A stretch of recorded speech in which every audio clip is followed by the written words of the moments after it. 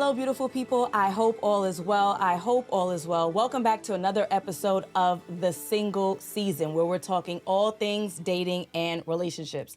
I am so excited to have two of my favorite people in the podcast space. We have Tyshawn and Ryan from Hardly Initiated, and we're going to be having some really tough conversations about single Black women, especially the successful ones, and why dating sometimes seemingly is difficult for them. So I just want to turn my attention to these wonderful gentlemen. Thank you, Ty and Ryan, for being on the show. And I want to give you guys an opportunity to introduce yourself. So, Ty? Just tough conversations when we came here. I was like, wow. I'm telling you. I'm telling you.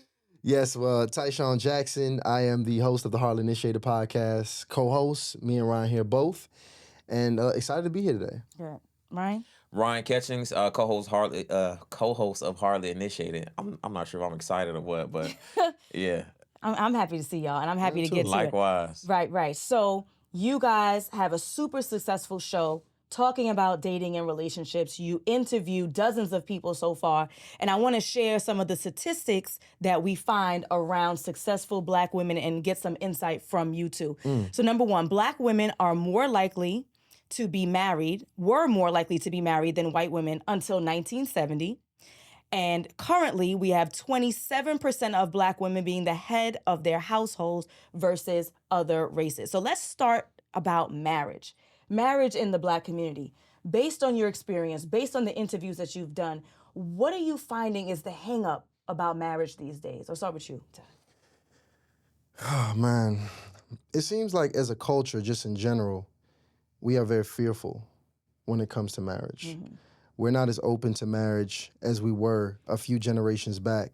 It's a lot of hesitation around that, and for a lot of reasons. You know, the fellas are feeling like, you're looking at divorce statistics, they're like, these women are running away from the marriage. Women are filing for divorce at an extremely high rate. And the women are like, that's because we ain't got to put up with your shit no more, right?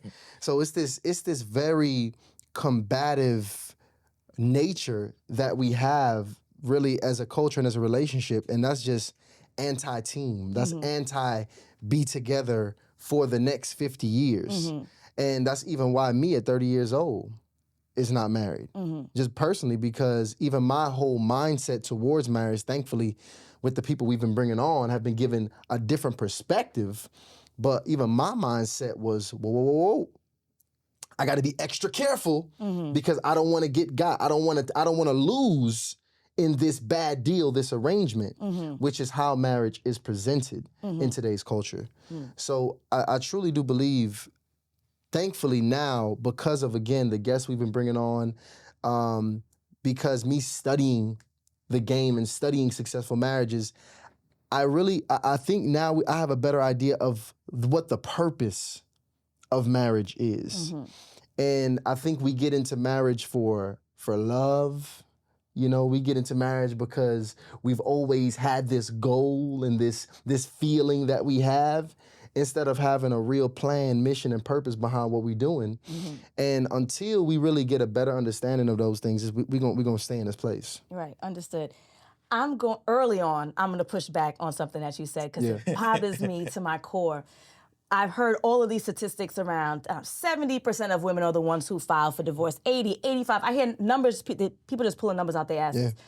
And so I want to give you a scenario. You and I have a business together. Airbnbs. You find them, you fix them up. I decorate them, I get them booked, I keep them clean, right? Let's say you go ahead and you find the Airbnbs, you fix them up. You turn them over to me. Now it's my responsibility to do the decoration, to do the bookings, to do the cleanings. And I don't do that. Over and over and over again, you're getting them fixed and I'm not doing my part.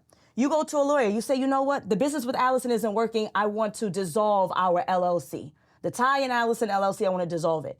Because you're the one who dissolved it, because you're the one who did the paperwork, you're the one who caused the separation? Or isn't it the person who didn't fulfill their side of the bargain? So that statistical conversation always bothers me, because that's not logical. Just because the person who does the paperwork doesn't mean that's the person who caused the rift that caused that breakup. No, that's accurate. Do you think that every single time that person files, that it should have been filed and it could not have been worked through? Oh, no, I'm sure that most marriages can be saved. I am confident that most marriages, unless we're talking about something that's on a level of abuse, it can be saved. But just that statistic is always thrown out as, well, women are the problem because we're the ones who file. It's a document. I mean, I don't know about y'all, but with my experience with men, they usually don't do paperwork, right? Wives, moms are the ones who enroll kids in school. They're the ones who make sure that their documentation is filled out for doctors. And that's what I'm talking about, healthy, fulfilling relationships. Women usually do the paperwork. You leave a man to file for divorce, he's gonna be married for the rest of his life, but he'll have other women. And I'm not even talking about cheating. I'm talking about two couples who are legitimately separated. He'll have a new semi-wife. He'll have children. He'll buy a house. It won't be until the new woman demands that he actually files the paperwork. So just the filing of the paperwork thing is my thing. I don't want to go on and on. Yeah. But just the filing of that paperwork argument always bothers me. No, I mean, that's fair. And, going back to the original point of some of the rhetoric put out that has us in our culture in this place, I agree that every woman that files does not have a damn good reason to file. And should she probably be filing? I think it's a lot of people that actually should be getting the hell up out of some of these marriages. Or should have never been married in the first place. Or should have never been married in the first place. But again, we just had I don't want to take it in a different place, but we just had an interview where we had somebody admitting that they regretted filing. Yes, lots of because they women. should not have done that. Yeah, go ahead, Yes, Ryan. and that's because initiation, typically the initiation, the point is when the attorney gets involved. So it's when you file divorce. So of course it could have been initiated with maybe somebody did something they want to, that's unforgivable, or maybe there were some kind of differences that couldn't be resolved. But the thing is, when a woman or just a person goes to now bring an attorney, a third party into the situation, the relationship is just, at that point, the whole thing is over. Right. So I think I guess the rhetoric is around like a level of impulsiveness or emotional actions that's being taken rather than going to a therapist or going to Mom Dukes who can help out. Or the gentlemen, generally speaking, and I'm not even, and I don't have the actual numbers, and I'm never that tight, but statistically I am confident that more women are in therapy than men. So when we talk about, especially in the Black community, so when we talk about, well, we could have worked it out through therapy, how many of these estranged husbands are actually willing to go seek out therapy? Based on your experience, Ryan, you tell me, your friends, the people you've interviewed, are men more willing than ever? Well, to be honest with you, the men that I've interviewed, and of course, these are the top 1%ers, right? And because not everybody's going to be successful in their marriage, but those guys typically have this is my only marriage. There's no possibility of divorce. Whereas the women, even the women that are married to the same men that we've interviewed and had, spent time with, they don't have that same mindset. Right. So it's always an if or but, whereas the men are typically, this is exactly how it's going to work. I'll stay married as long as he don't hit me. I'll stay married as long as he don't cheat. I'll stay married, and that's fair, right? Like those things are like against. But see, the whole point is it's the mindset of having that option. They haven't really burnt the ships, and that's what I've noticed. And I'm not saying that, again, this is the cause and that all the brothers are fulfilling the obligation of marriage.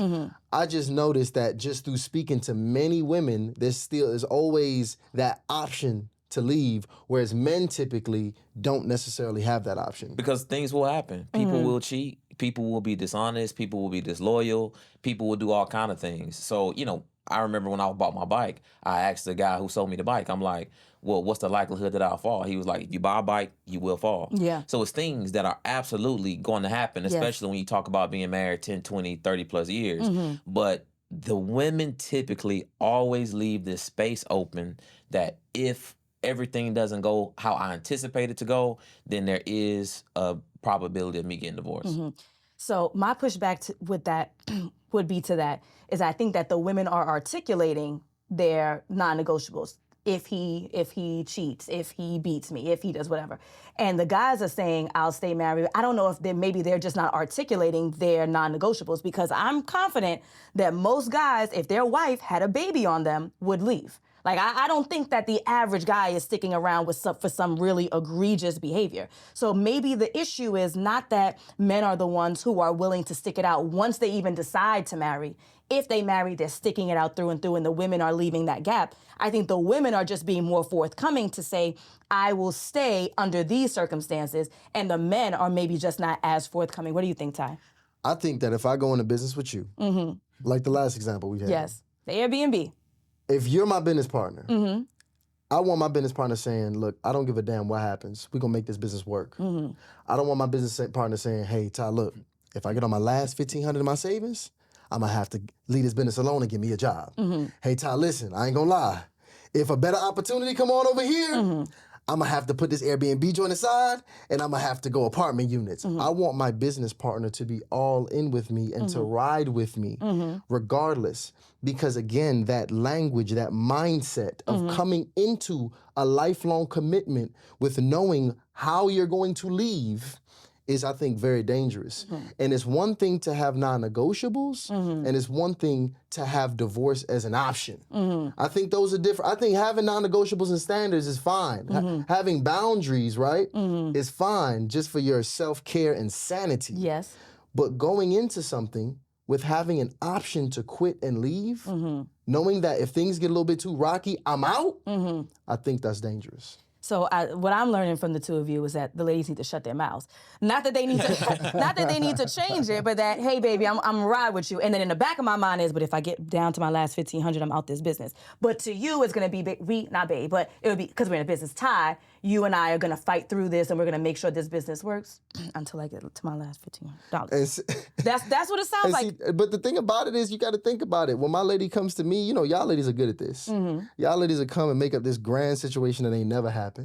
Baby, what if for any reason you couldn't have sex with me anymore? You know, like, would you leave me? Like, would you just leave me for no reason? You know what they want at that time? A woman, she wants to feel secure. She wants you to grab the back of her head or whatever the case is, kiss her and say, baby, I ain't going nowhere. I got you. She don't want you to be like, well, I mean, it depends, because I got to nut at least twice a week. Right. So if you ain't doing this and doing that, so that's, yes. It is some things.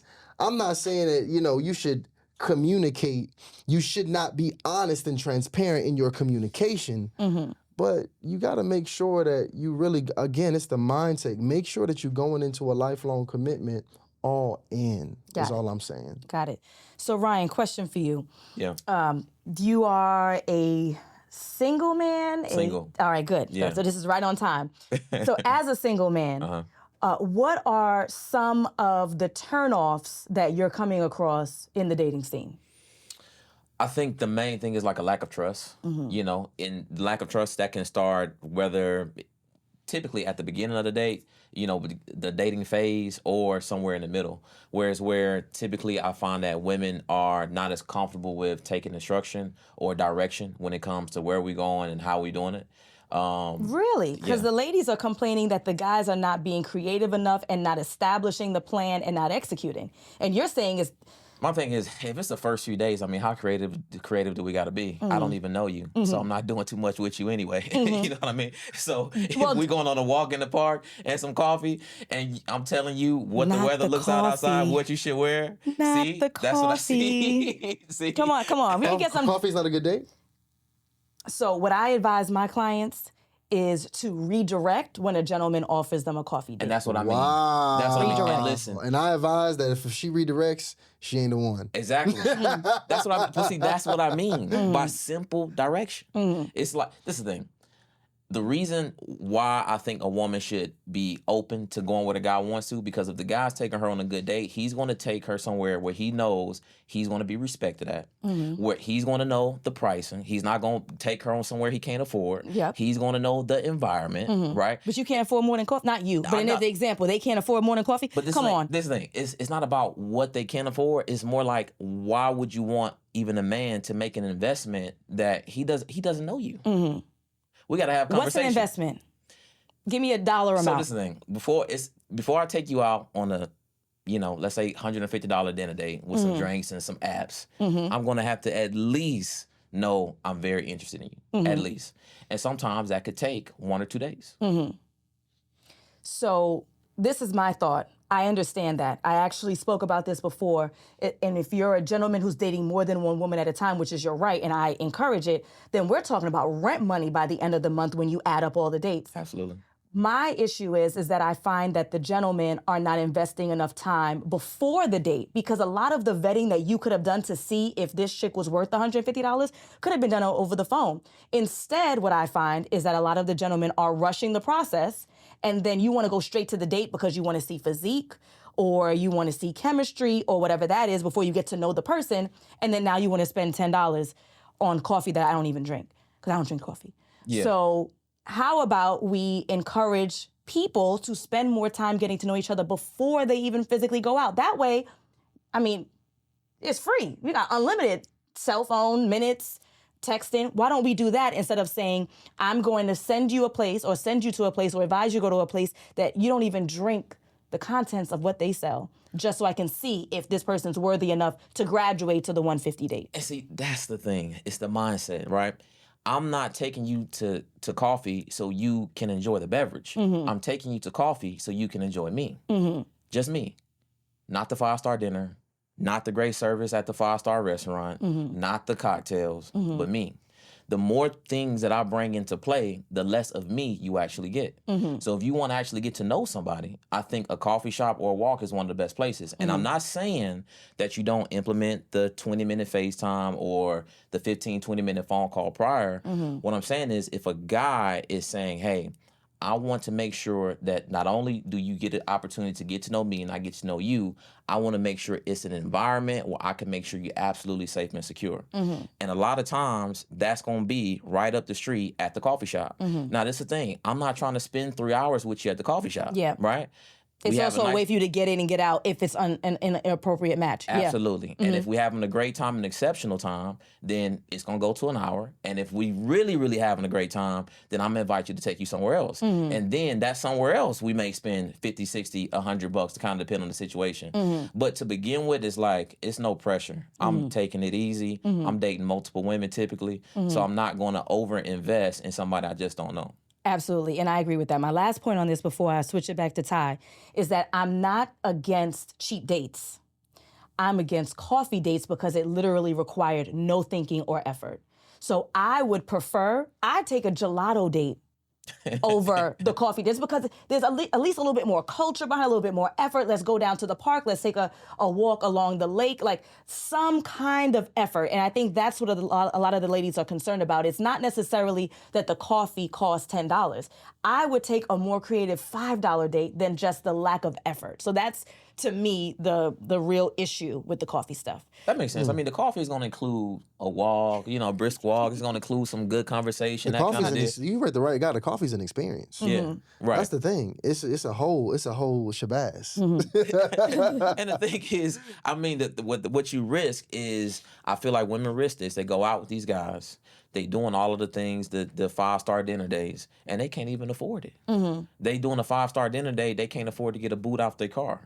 So it's just, I think it's levels to it. So you want to gradually, as you get to know the person, gradually step it up and up the ante as you progress through the dating process. Okay, understood. So Ty, talk to me about the biggest complaints that the single men are having. I think the expectations that women have are kind of crazy right now, is what I'm really hearing. It's the expectations, the sixes. 6 feet, 6 figures, and whatever the other 6 is. Yeah. But it's just really tough for a guy that is somebody who is a good guy, whose work, because that's the thing about being a man, it takes, to be great, you got to be very dynamic. You got to be a great communicator. You got to be getting some money. You got to be a family man. You got to be doing all of this great range of things.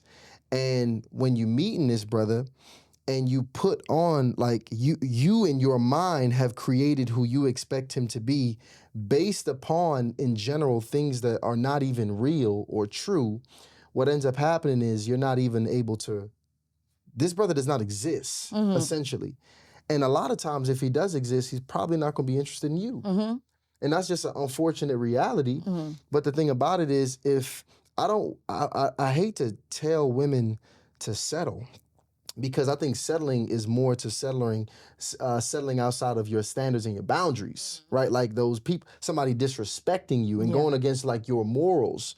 But I think a lot of times women can find a guy that they can absolutely be aligned with, and where he's going, his vision, morally on the same page, even spiritually on the same page. But for a lot of superficial reasons, they won't pursue that kind of guy.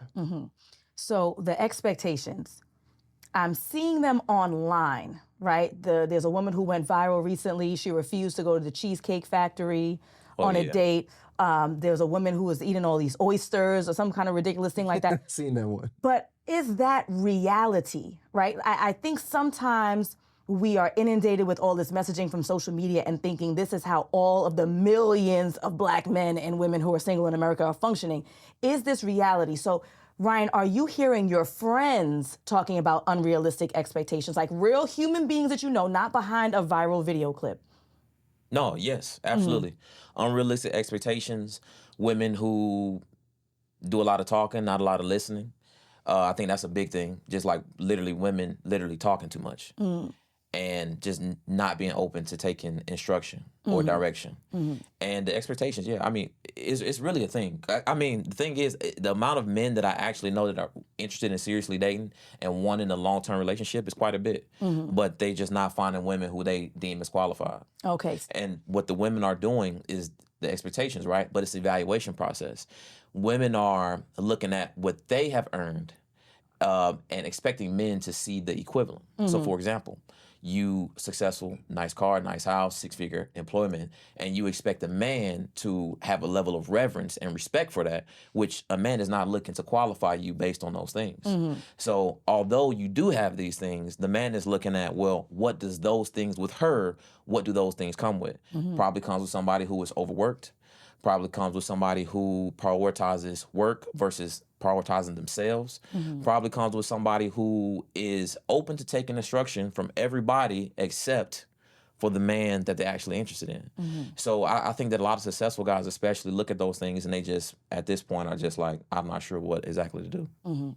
So Ty, you mentioned something about, unfortunately, sometimes the men that women are interested in, right? The 6'6", whatever that looks like, they don't have access to.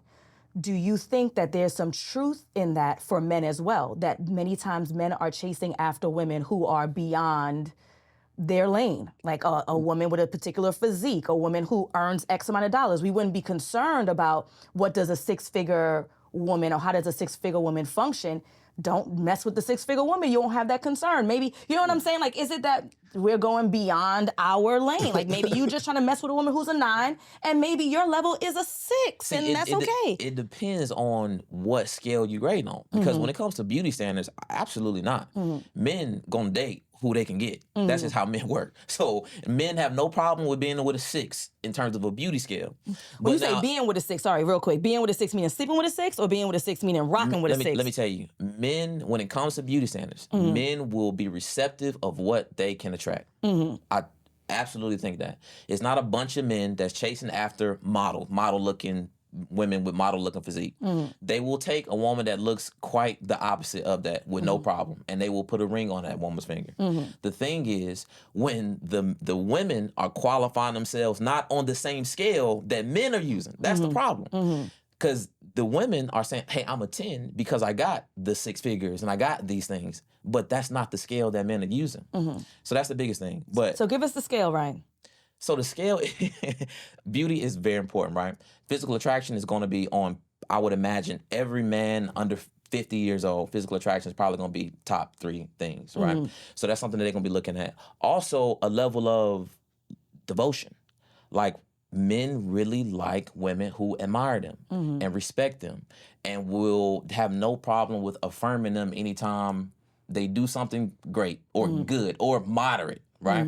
So if a woman is not comfortable with those things and just allowing herself to be led by a man, then a man is not, they're going to be very low on the scale. And it's certain things that men can know if a woman is going to be, where she's going to be at on the scale, even without doing very much speaking to her. So one of the things is how a woman talks. Woman talks to what we would call aggressively. I think most women would probably say assertively. Women talks with a higher level of volume. A woman who is typically wanting to lead the group, like she wants to walk in front, she wants to direct everybody. Typically, men are going to see those things and be less attracted to that woman, regardless of how exactly she looks. So, with certain things that I think women can do to position themselves to be more attractive to men, and also just understanding that men are grading typically on a completely different scale than how men are being graded. It's just not the same. So the single ladies who are listening to you right now, and they are sucking their teeth and they're rolling their eyes, but it's starting to seep in. You said there are some things that they can do to adjust this to make themselves more attractive on this particular scale. So other than the looks, which we all know what we could do about that, you're saying lower your volume? Like what? That's what I'm saying. It's a level of openness. I'll give you an example. So a lot of the things when we speak to our women, they say, hey, I keep running into men that are weak. I keep running into men that absolutely adore me. They're the typical nice guys, but I feel like I can run over them. And those women, the way they talk to us, the way they address us with their issue, they'll ask a question and then give an answer. And I'm like, I already know what your problem is. You don't let anybody speak. If you bringing me your problem and your answer at the same time to two people who you say you respect, two people that you want to their counsel from, yet you won't even give us an opportunity to speak, right? So this is how those women are going about their daily lives, right? So what I tell them is simple things that they can do. For example, if you in line and you see a man that's handsome, or just a man that you might generally be attracted to, or if you just see a man in general because you need some practice with trust, ask that man, turn around and ask that man and say, hey, I've never been here before. What do you think I should get? Something as simple as that, women have an absolute problem with doing, because that's how low their level of trust is for other people. But that's because that's what they've gotten coming up. They've been in these single parent household or absent parent households where the mother or the father is saying, hey, you got to get yours. Hey, you got to take care of yourself. Hey, I might not always be here, so you got to do these things. And when a woman or a person in general consistently hears these messages over and over, and then they get cemented once they actually leave college and enter the workforce, then a lot of times those women are not even have a level of openness enough to even attract men who are looking for women who would have no problem with level of trust and devotion. That makes sense. I love it. Ty, talk to me about successful women having a hard time in the dating scene. They're following Ryan's advice. They're working on building their trust. They understand that their success, their house, their car, the money isn't what makes them the most attractive or valuable. How do they address their career?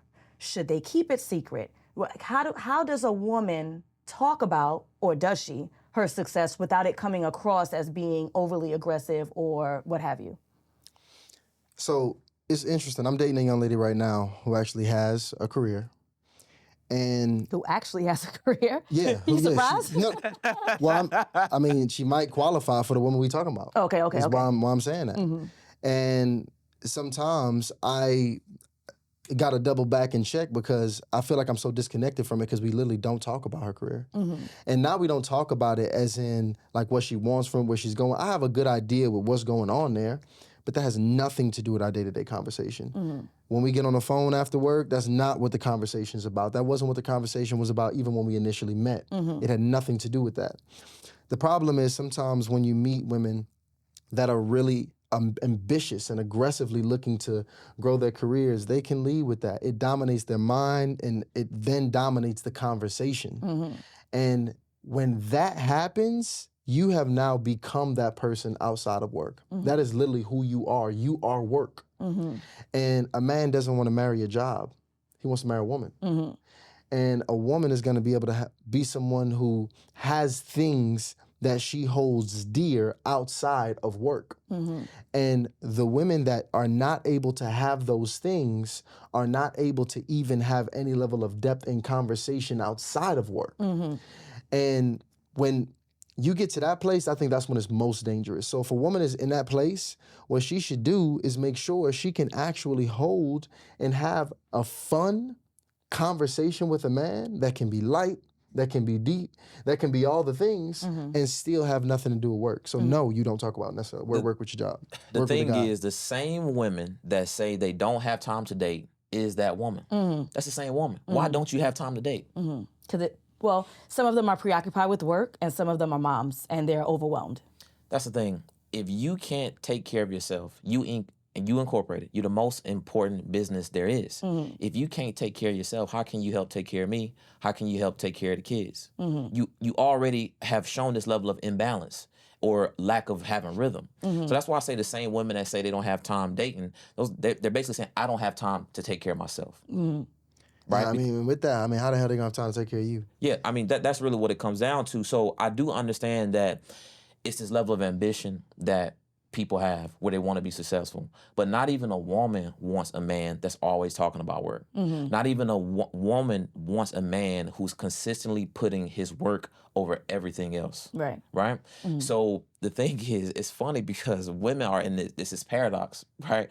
It's this just very weird place because at this point they have to really decide to find a man who has all these qualities or really become the man. And that's what women are unintentionally doing. They're literally becoming men. And why do you think that's the case? Because I would imagine that one would not want to change their natural inclination unless there's a deficit, right? So is there any accountability on the side of men in regards to women having to change how they function in the world in order to replicate or attempt to replicate y'all? It is a level of accountability. Now, this is the thing. I've never been the type to say it's all women's fault, right? Because we all play a role in terms of what's happening with these relationships. The thing is, families in general are highly important, right? They strengthen nations. Yes. So you see what's happening in the military, they incentivize marriage. Yes. Right? You see what's happening in China, they are incentivizing marriage because they need more children and they need a stronger nation. So we trying to bring people together. In America right now, it's so divisive because divisiveness is what makes money, okay?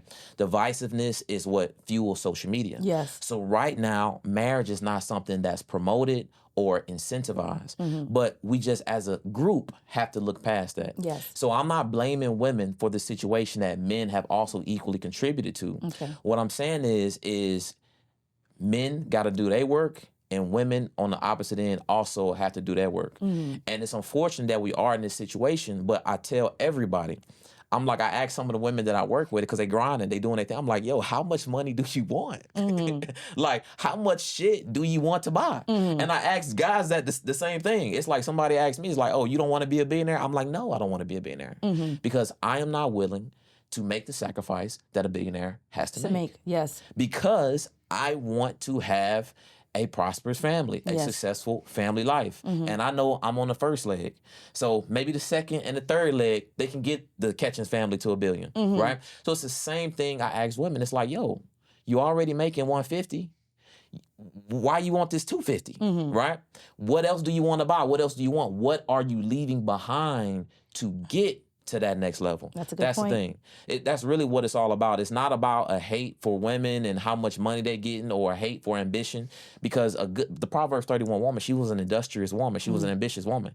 This was a great woman. Like, we want that. We want the woman that's going to be able to hold the mantle and hold everything down just in case. Just right? in case, yes. But that's not your situation right now.